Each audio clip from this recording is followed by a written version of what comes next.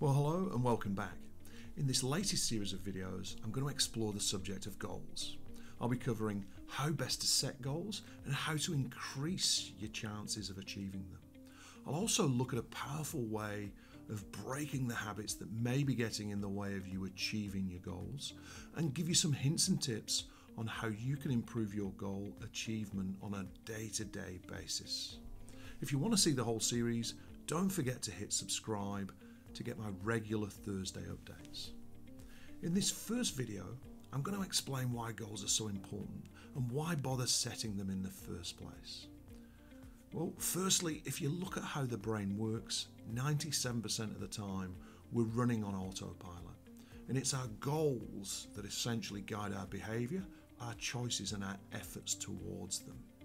Secondly, our brains can only process a very limited amount of information, and so it cheats by applying a filter on what we perceive in our environment, and that filter is driven by our goals and objectives.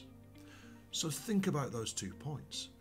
No goal means no direction, no focus, and no attention given to the things that matter most to us. Now, a great example of this is from the field of neuroeconomics, which studies how we make decisions.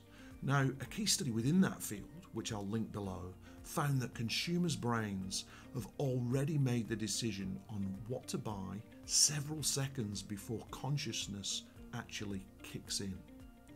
What's interesting is that post the decision, something called confirmation bias kicks in, and you start to interpret, search for, favour and recall information that confirms your actual decision.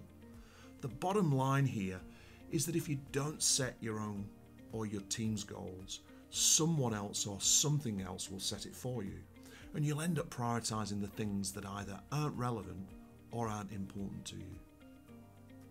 So that's it for this video.